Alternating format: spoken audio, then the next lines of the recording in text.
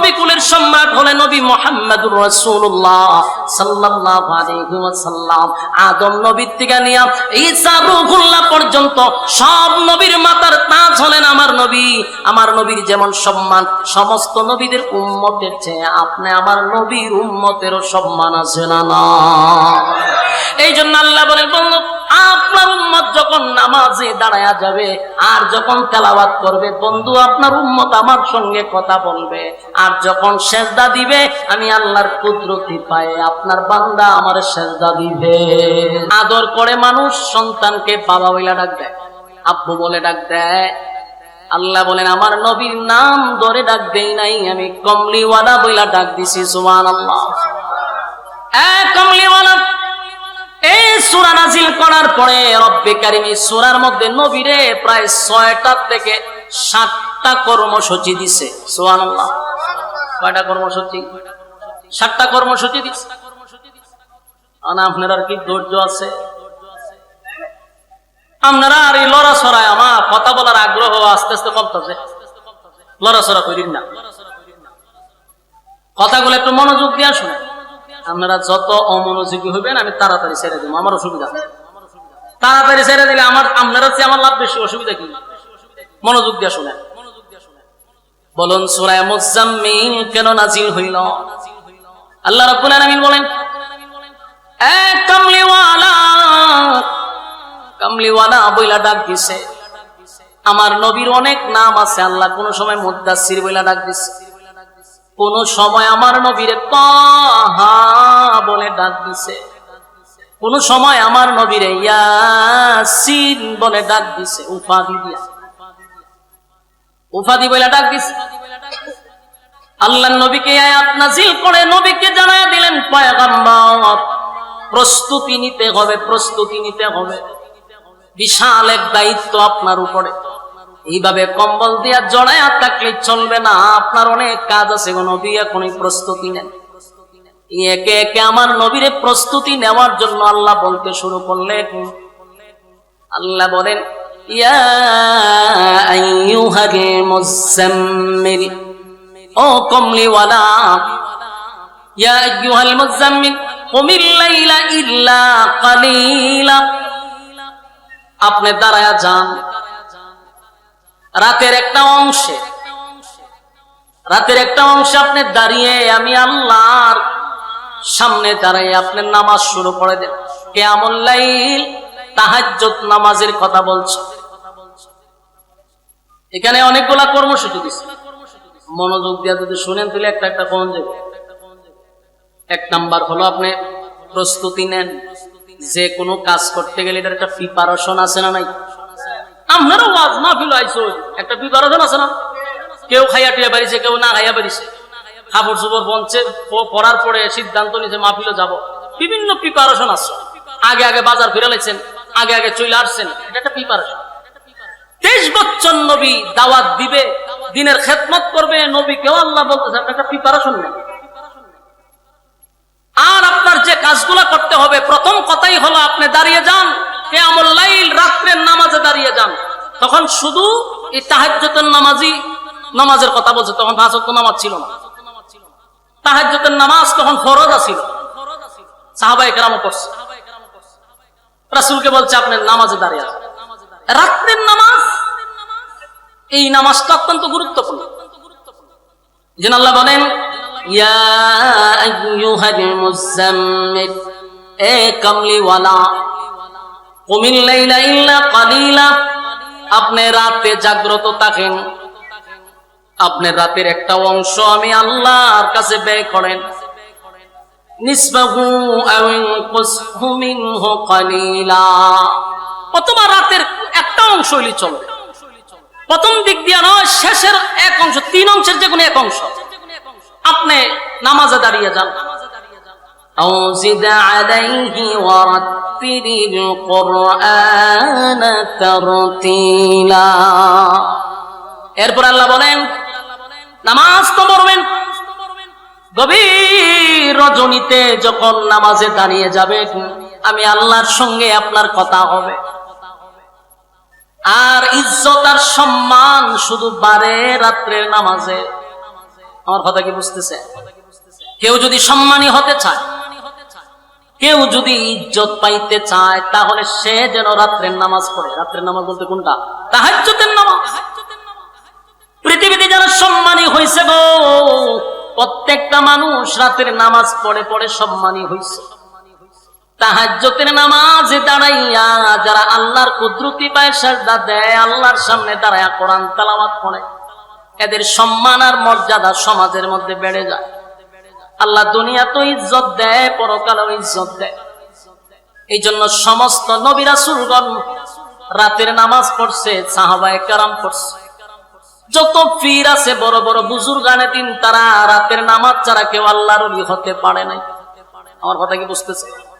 তাহাজ্জুদের নামাজ না পড়লে আপনি জাহান্নামে যাবেন না, কিন্তু তাহাজ্জুদের নামাজ পড়লে আল্লাহর সঙ্গে আপনার একটা বন্ধুত্ব তৈরি হবে। 5 ওয়াক্ত নামাজ দিয়া জাহান্নাম থেকে বাঁচা যাবে রে, কিন্তু আল্লাহর সঙ্গে বন্ধুত্ব হয় না।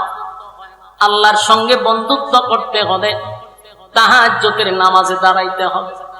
তাই আল্লাহর হাবিবকে আল্লাহ বলেন, ইয়া আইয়ুহাল মুযাম্মিল কুমিল লাইলা ইল্লা কালিলা। বন্ধু, আপনি রাতের নামাজে দাঁড়িয়ে যান। আমার নবী তাহাজ্জুদের নামাজ পড়ছে, শুধু তাই নয়, সাহাবায়ে কেরামরা তাহাজ্জুদের নামাজ পড়ছে। এই সাহাবায়ে কেরামদের মধ্যে প্রতিযোগিতা, নামাজ নিয়ে প্রতিযোগিতা হইতো গো, নামাজ নিয়ে প্রতিযোগিতা হইতো, কে কার আগে তাহাজ্জুদে দাঁড়াইতে পারবে। খলিফাতুল মুসলিমিন হযরত ওমর রাতের বেলা সিদ্ধান্ত নিল, আজকে সবার আগে আমি তাহাজ্জুদে দাঁড়াবো। মসজিদে নববীর ভিতরে সবার আগে গিয়ে আজকে আমি দাঁড়ায়া যাব। হযরত ওমর রাতের বেলা কাপড় পরিধান করে খুশবু মেখে মসজিদে নববীর দিকে রওনা দিয়া দিছে। মসজিদে নববীর দিকে রওনা দিয়া দিল। যেই মাত্র মসজিদে নববীর মধ্যে গেল, গিয়া দেখে ওনার আগেই হযরত আবু বকর সেখানে উপস্থিত। সুবহানাল্লাহ। ওমর আফসোস করে বলে, হায় আফসোস, আমি আবু বকরের সঙ্গে পারলাম না। তারা ইবাদত নিয়ে প্রতিযোগিতা করত, আর আমরা এখন গুনাহ নিয়ে প্রতিযোগিতা করি। কার থেকে কে বেশি গুনাহ করতে পারে? গুনাহের প্রতিযোগিতা বেশি রে, নেকির প্রতিযোগিতা কম। এক্সাম্পল দিলেই বুঝতে পারবেন। এই যে প্যান্ডেলের ভিতরে অনেক মানুষ বসা, এর থেকে বেশি গিয়া দেখেন দোকান পাটে আছে, কথা হয় না? রাস্তাঘাটে এর থেকে বেশি মানুষ ঘুরাইতেছে, আর কিছু সংখ্যক মানুষ আপনারা এখানে বসে আছেন, তার মানে আপনারা নেকির প্রতিযোগিতায় আছেন। আলহামদুলিল্লাহ বলেন। আল্লাহ এদের থেকে আপনাকে কত মহব্বত আর কত ভালোবেসে এখানে প্রচন্ড গরমের মধ্যে আপনি আমারে বসায় রাখছে। আবার আপনার সাথে লোকটারে রাস্তাঘাটে ঘুরাইতেছে, কাউরে দোকানে পাঠাইয়া ঘুরাইতেছে, কেউ রাস্তাঘাটে গল্প করতেছে। বুঝতে হবে তাদের থেকে আপনাকে আল্লাহ বেশি ভালোবাসে। কোন মানুষকে যদি মালিক পছন্দ করে গো, ওই মানুষটাকে আল্লাহ বেশিরভাগ দিনের কাজ করার সুযোগ করে দেয়। ওই মানুষটাকে আল্লাহ তাহাজ্জুদে দাঁড় করায়া দেয়, 5 ওয়াক্ত মসজিদে যাওয়ার সুযোগ করে দেয়, নেকির কাজে জড়িত রাখে। বুঝতে হবে আপনার মালিক আপনারে ভালোবাসে। এই সময় শুকরিয়া আদায় করবেন। মসজিদে যদি 5 ওয়াক্ত নামাজ পড়তে পারেন, নিজে নিজে শুকরিয়া আদায় করবেন যে আমার মালিক আমারে কত ভালোবাসে, এই জন্যই তো আমারে মসজিদে আনছে। আমার সাথে লোকটারে দোকানপাটে বাজারে বসায় রাখছে, আর আমারে মসজিদে রাখছে। খুশি না বেজা? আমার যুবক ভাইরা, সাহাবায়ে কেরামরা নেকির প্রতিযোগিতা করত, নেকির প্রতিযোগিতা করত। হযরত ওমর প্রতিযোগিতা করত আবু বকরের সঙ্গে, আবু বকরের সঙ্গে নেকির প্রতিযোগিতা করত, কিন্তু যত চেষ্টাই করত, কিন্তু আবু বকরের সাথে উনি পারতেন না। আগে গিয়ে দেখুন অবস্থা। আমার যুবক ভাইরা, আমাদের উচিত নেকির প্রতিযোগিতা করা। কথা বলেন না দি? আগে আগে মসজিদে যাওয়া, যে কোনো কাজ আমার নিয়ত থাকতে হবে, এর আগে আমার এই কাজটা করতে হবে। এটা হলো নেকির প্রতিযোগিতা, এটা আল্লাহ পছন্দ করে। আমার যুবক ভাইরা, এই সূরা মুজাম্মিল নাজিল হওয়ার কারণ ছিল প্রথম দিক দিয়া যখন কোরআন নাজিল হয়েছে আমার নবীটার লোড সহ্য করতে পারে নাই। অনেক সাহাবীরা বলতো হাবিব কিবরিয়া যখন ঘোড়ার উপরে থাকতো অথবা উটের উপরে রাসূল বসতো, তখন যদি কোনো আয়াত নাজিল হইতো উটের পাগুলি জমিনে ঢুকে যাইতো। সুবহানাল্লাহ আছে। তাহলে কোরআনের আয়াতের লোড আছে না নাই? আম্মা জান আয়েশা বলেন প্রচন্ড ঠান্ডার মধ্যে কম্বলের নিচে আমরা শুয়ে আছি, এত ঠান্ডার মধ্যে যখন নবীর উপরে কোরআনের আয়াত নাজিল হইতো আল্লাহর নবী ঘেমে যাইতেন, পেরেশান হয়ে যাইতেন, ওনার শরীর দিয়া গাম মোবারক বাহির হইত। এই আয়াতের এত লোড, এত ক্ষমতা এই কোরআন নবীর উপরে নাজিল। হেরা পর্বতে সর্বপ্রথম যখন নাজিল হয় জিবরাইল আলাইহিস সালাতু ওয়াস সালাম পূর্ণ সূরত নিয়ে নবীর সামনে হাজির হয়। বারবার নবীরে বারবার বলতে লাগলো পড়েন, আপনি কোরআন পড়েন। নবী 5টা আয়াত শোনায়া দেওয়ার পরে যে নবীর শরীরে কম্পন সৃষ্টি হইল। নবী বারবার আম্মা জান খাদিজার কাছে কয়, খাদিজা গো আমি মনে হয় বেশি দিন বাঁচব না, আমার লক্ষণ ভালো না। কিন্তু আম্মা জান খাদিজা ছিল অত্যন্ত বুদ্ধিমতী একজন মহিলা। এই জন্য বিবি যদি বুদ্ধিমান হয় নেককার হয়, তাহলে স্বামী বেচারার জন্য অনেক ভালো, ফ্যামিলি ভালো চলে যদি বউ নেককার হয়। আর যদি বউ নেককার না হয় তাহলে দুনিয়াটা একটা জাহান্নাম। বাস্তব না বাস্তব? আম্মা জান খাদিজা বলে হাবিব চিন্তার কোনো কারণ নাই গো, আপনি ঘাবড়াইবেন না, কারণ জিন্দেগিতে আমি আপনাকে কোনোদিন আমানতের খেয়ানত করতে দেখি নাই। মানুষের সঙ্গে আপনি খারাপ আচরণ করেন নাই, মানুষের হক আপনি নষ্ট করেন নাই। আপনার উপরে এমন মুসিবত হতে পারে না, কোন দুষ্ট জিন আপনাকে নষ্ট করতে পারে না, কারণ আপনি হক আদায় করছেন। তাই বিবি নিজের স্বামীকে সান্ত্বনা দেয় আর বলতেছে নিশ্চয়ই আপনার সঙ্গে যার দেখা হয়েছে দুনিয়ার কোনো মানুষ নয়, এটা আল্লাহর কোন ফেরেশতা। সুবহানাল্লাহ। সান্ত্বনা দিতেছে। আর আমরা যদি বউ হইতো, যদি হইতাম বলে একটা কুস্তা দিকে লাইছি, বললো মুরগি একটা সৎকা দিয়ে দাও, আনলে অমুক মাজার একটা গরু লিয়ে দাও, ছাগল একটা লইয়া দাও, নিয়ে বাবার মান্নত করো, বালি যাবে। বুদ্ধি পরামর্শ তো বড় অভাব নাই, বড় একটা গুরু ভাল দুটো নেতা লাইছে। কিন্তু আম্মা জান খাদিজা বলেন যে আপনি জীবনে কারো ক্ষতি করছেন না, আপনারে তো কোনো জিন্নাতেও ক্ষতি করতে পারে না। সুতরাং আপনার সাথে যার সাক্ষাৎ হয়েছে নিশ্চিত উনি আল্লাহর কোন পাঠানো ফেরেশতা। সুবহানাল্লাহ। জিবরাইল তো আসলেই নবীর সঙ্গে সাক্ষাৎ করছে। এখন রাসূল তো কাঁপতেছে, কারণ এটা তো লোড মারাত্মক। এরপরে নবী ওনার কাছে যখন কোরআন আসলো, আল্লাহ রাব্বুল আলামিন ঘোষণা দিয়া দিলেন হাবিব 40টা বছর আপনি চুপ ছিলেন, চুপ থাকার কথা আমি আল্লাহ আপনাকে বলেছি। এবার আমি আল্লাহ আপনাকে বলে দিলাম, মক্কা নগরীর মানুষকে আপনি জানায়া দেন আপনি শুধু মুহাম্মদ নয়, আপনি হলেন মুহাম্মাদুর রাসূলুল্লাহ সাল্লাল্লাহু আলাইহি ওয়াসাল্লাম। আল্লাহর হাবিব সর্বপ্রথম দিনের দাওয়াত দেওয়ার আগে আম্মা জান খাদিজাকে বললেন, খাদিজা গো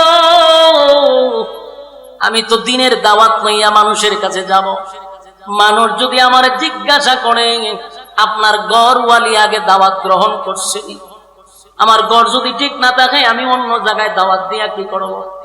আম্মা জান খাদিজা কোনো কথা না বলে বললেন লা ইলাহা ইল্লাল্লাহু মুহাম্মাদুর রাসূলুল্লাহ সাল্লাল্লাহু আলাইহি ওয়াসাল্লাম। আল্লাহর নবী বললেন, খাদিজা কোনো প্রশ্ন করলে না, প্রশ্ন না করে আমার কালেমা তুমি গ্রহণ করলে। আম্মা জান খাদিজা বলেন, আমি তো অপেক্ষায় ছিলাম কবে আপনি বলবেন যে আমি আল্লাহর রাসূল, আর আমি এটার জন্য অপেক্ষায় ছিলাম। সুবহানাল্লাহ। আল্লাহর নবী নিজের ঘরের মধ্যে কালেমার দাওয়াত গ্রহণ করাইতে পারলেন, সাথে সাথে উনি মক্কা নগরীতে চলে গেলেন।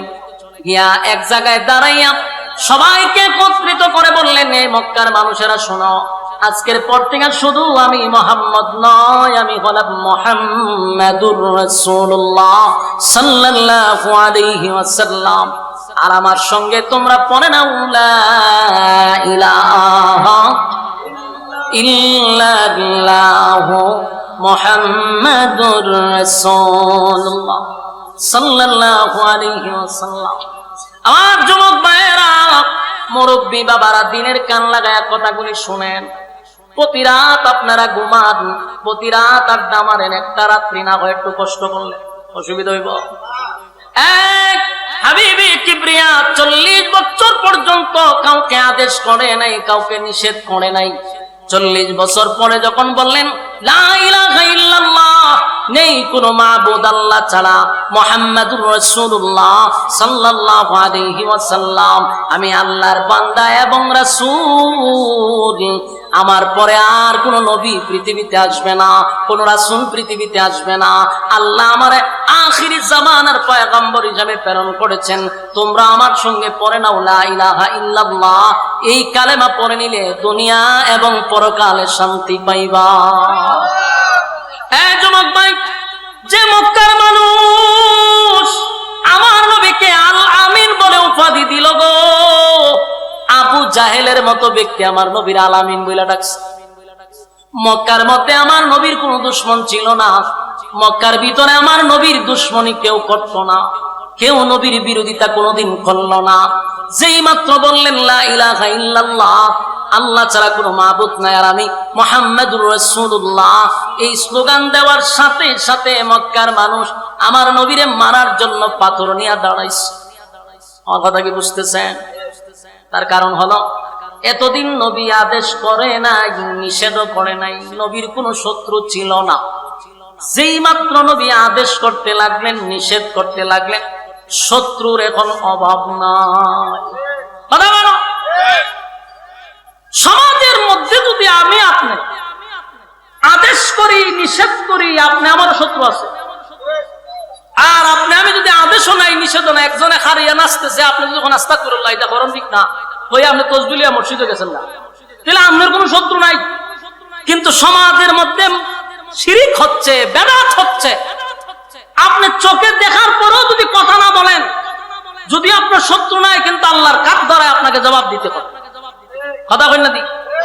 এই জন্য রাসূল যতদিন আদেশ নিষেধ দেয় নাই, ততদিন শত্রু নাই। যেদিন থেকে বললেন আজকের থেকে সুদ খাওয়া যাবে না, ঘুষ খাওয়া যাবে না, মদ খাওয়া যাবে না, জেনা ব্যভিচার করা যাবে না, দুর্নীতি করা যাবে না, টেন্ডারবাজি করা যাবে না, চাঁদাবাজি করা যাবে না, সেদিন থেকে নবীর বিরুদ্ধে সবাই দাঁড়াইছে। এর আগে শত্রু নাই। শত্রু হইল কেন? যারা চাঁদাবাজি করতে, এখন চাঁদাবাজির বিরুদ্ধে কথা বলে আমি মৌলবীরে বালা ভাবে চাঁদাবাজে, হ্যাঁ কথা কই না? দুর্নীতিবাজের বিরুদ্ধে কথা বললে আমি মৌলবীরে বালা ভাইব। মসজিদে যদি সুদকুরের ওয়াজ করি, সুদকুর যারা আছে এরাকে আমি হুজুরের বালা ভাইব। তাহলে আপনি যদি চিন্তা করেন যে আমার অনেক মুসল্লি আছে মাশাআল্লাহ সুদ খায়, আমি যদি সুদের বয়ান করি, তাহলে তো দেখা গেল আমার এরা করে খাওয়ান বন্ধ হয়ে যাবো। এই নিয়তে ইমামতি করলে আপনার পিছনে নামাজও হবে না।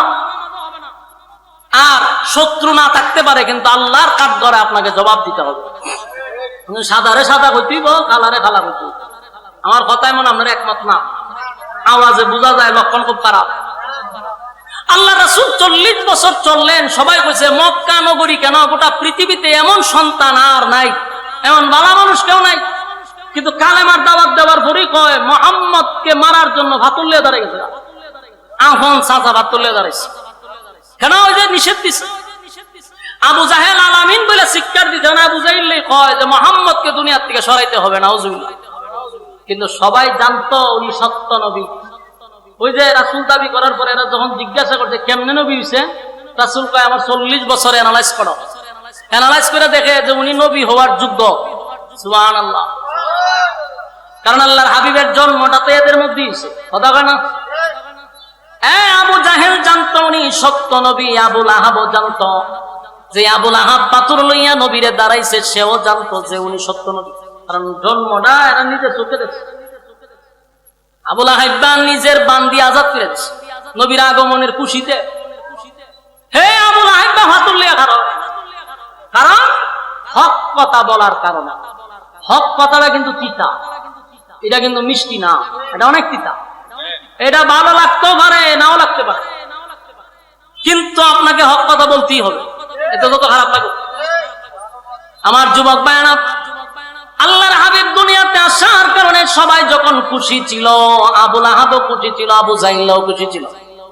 এখনো নবীর আগমনে সবাই খুশি হয়, কিন্তু নবীর সিরাত অনুযায়ী চলতে মানে না, চলতে পারে না। যদি হয় নামাজ পড়, রোজা রাখ, পর্দা হন, নিজের বউরে পর্দা রাখ, নিজের বাচ্চারে পর্দা রাখ, এটা সহ্য করতে পারবে, কথা বুঝতেছে? কিন্তু নবীর জন্মের দিন মিছিলও করতে পারে, বিরিয়ানিও খাইতে পারে, কিন্তু নবীর হুকুম, নবীর তরিকা অনুযায়ী জীবন যাপন করতে তার ভালো লাগে না। আমি একটা বললাম, তুই যে মিছিল দিতা যাস, তোর তুই মুখ দাঁড়িয়েও নাই, নমাজও নাই, তুই মুখ হানি হলস না, না থাকলে দিছে নবীর প্রেম আছে, নবীর প্রেম দিয়ে কি জান্নাতে যেতে পারবে? হ্যাঁ, কথা কই না। আবু তালেবের ভালোবাসা এক পাল্লা ভাই আপনি রাখেন, আর তাম পৃথিবীর সমস্ত মুমিনের ভালোবাসা এক পাল্লা ভাই রাখেন। শুধু ভালোবাসাটা মাপেন, খুদার কাসাম আবু তালেবের একদিনের ভালোবাসার সমান হবে না। বলুন, সেই আবু তালেব জান্নাতি না জাহান্নামী? কেন? ভালোবাসার কোনো কমতি ছিল? কোনো কমতি ছিল না। কিন্তু এই ভালোবাসা লইয়া গেছে তো জাহান্নামে গেছে, যদিও জাহান্নামের শাস্তি অনেক কম। কেন কম? নবীর প্রতি ভালোবাসা ছিল, নবীর এমন কোন অংশ নাই আবু তালেবের শরীরে লাগে নাই, এই জন্য আল্লাহ শরীরের মধ্যে আগুন লাগাইছে না। কিন্তু যেই জায়গায় আগুন লাগাইছে ভাবের তলা, ওই মাথার মগজ পর্যন্ত এইভাবে উতরাইতেছে।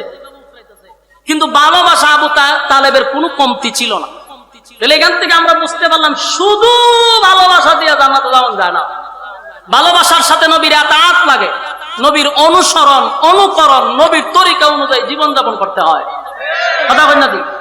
বলুন, শুধু ভালোবাসা দিয়ে জান্নাতে যাওয়া সম্ভব না ভালোবাসার সাথে নবীর তরিকা লাগে? আমি কথাটা বললে একটা এক্সাম্পল দেই। আমি এক্সাম্পলটা দিলে সাধারণ মানুষ বুঝতে সুবিধা। যেমন মনে করেন, আমার মতো একটা ছোট্ট বক্তারও বক্তা আছে না নাই? আছে, সারা বাংলাদেশে আছে, ইউরোপ আমেরিকার থেকেও আমার বক্তব্য আছে, ফোন দেয়। এই যে ভালোবাসা, অনেক মানুষ ফোন দিয়ে কান্নাকাটি করে, একদিন দেখা করো হুজুর আপনার ওয়াজ শুনি, বিভিন্ন আবেগ আছে, ভালোবাসা এদের কমতি নাই। কিন্তু অনেক বক্তরে দেখলাম যে মুখ দাঁড়িয়েও নাই, মুসো নাই, সুন্নতি কোনো লেবাসও নাই, নমাজও পড়ে না, কিন্তু আমার জীবন দাঁড়ায়।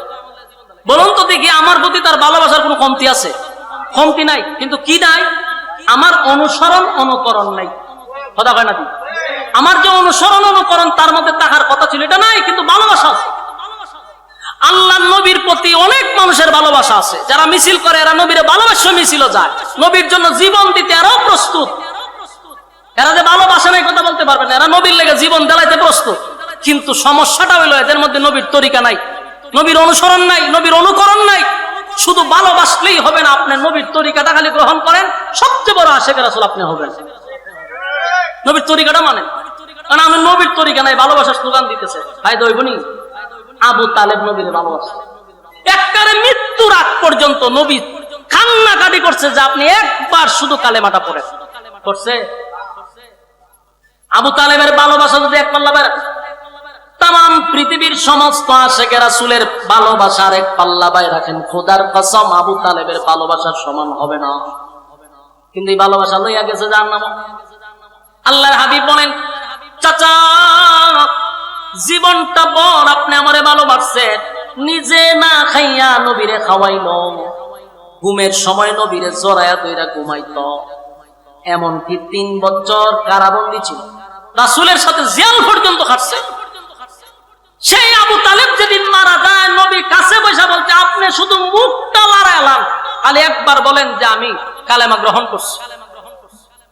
আবু তালেব চতুর্দিকে তাকায়া যে, হে আবু জাহিল্লা বসা, আবু লাহাইবা বসা, উদ্বা উতাইবা সব বসে রয়েছে।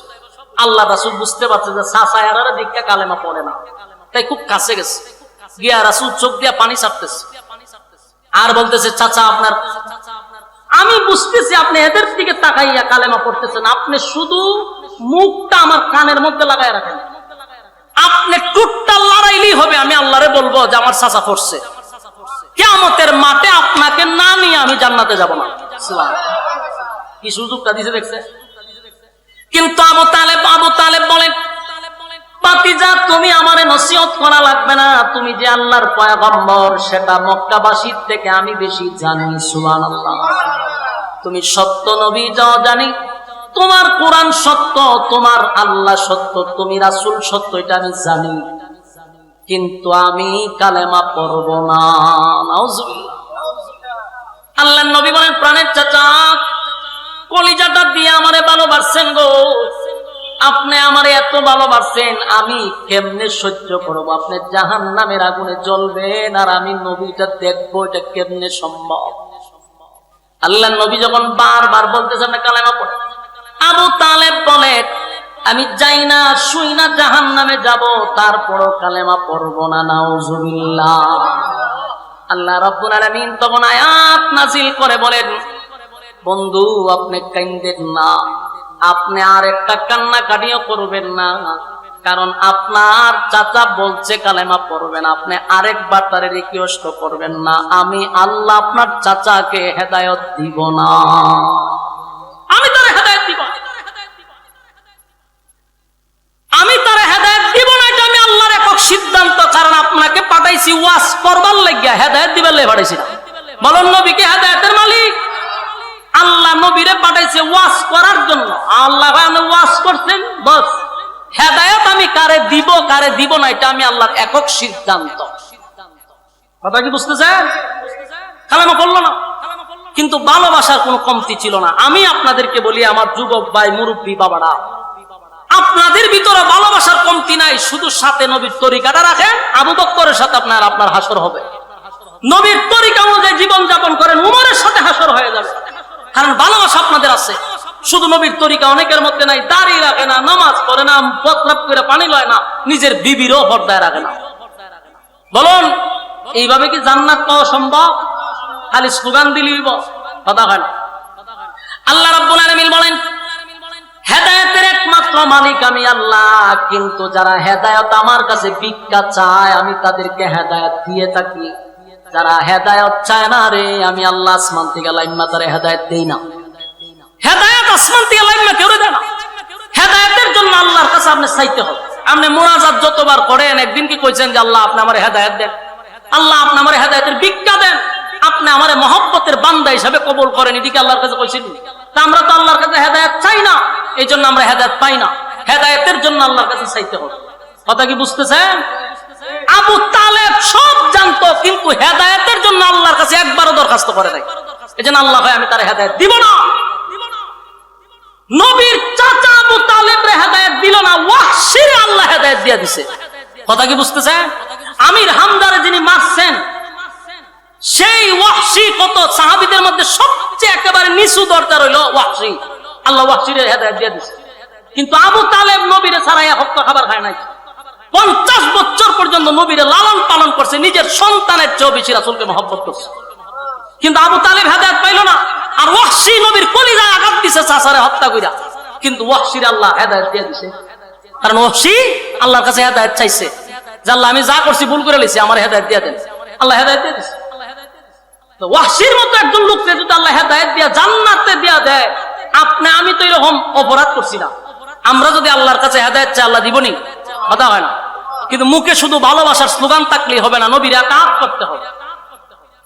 আমার যুবক মায়েরা, আবু তালেব ভালোবেসেও জাহান্নামে গেল, শুধু একটাই তার মধ্যে ছিল, এটা হলো অনুসরণ অনুকরণ। আমার নবীর অনুসরণ অনুকরণ তার মধ্যে ছিল না। এখনকার ইয়ং জেনারেশন সহ মুরব্বীদের মধ্যেও ভালোবাসার কোনো কমতি নাই, কিন্তু নবীর এতাত নাই, নবীর ভালোবাসা মহব্বত, নবীর অনুসরণ, নবীর অনুকরণ আমাদের মধ্যে নাই। এই জিনিসটা যদি আমাদের মধ্যে থাকে, কসম খোদা, আল্লাহ বলেন আমি আমার বান্দারে হেদায়েত দিয়া দিব। এই যুবক ভাইয়েরা, মালিক জান্নাত বানাইছে মুমিনদেরকে জাহান্নামে দেওয়ার জন্য না, জান্নাত দেওয়ার জন্য আল্লাহ জান্নাত বানাইছে, কিন্তু জান্নাত আল্লাহর কাছ থেকে ছায়া আনতে হবে, আল্লাহর কাছ থেকে চাইতে হবে। আর চাইতে হবে বেশিরভাগ কিয়ামুল লাইল বলতে তাহাজ্জুদের সময়। আল্লাহর সাথে যদি আপনি আমার সম্পর্ক তৈরি করতে হয়, সেটা হলো গভীর রাত। বলুন সেটা কোন রাত? গভীর রাত। 5 ওয়াক্ত নামাজের মাধ্যমে জাহান্নাম থেকে বাঁচতে পারবেন, কিন্তু তাহাজ্জুদের মাধ্যমে আপনি আল্লাহর ওলি হইতে পারবেন।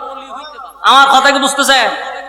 আপনি 5 ওয়াক্ত নামাজ দিয়ে ওলি হইতে পারবেন না, জান্নাত পাইবেন জাহান্নাম থেকে বাঁচতে পারবেন, কিন্তু ওলি হইতে গেলে তাহাজ্জুদ করতে হবে। যেই ফিরে তাহাজ্জুদ করে না, এই ফির আল্লাহর ওলি হতে পারে না।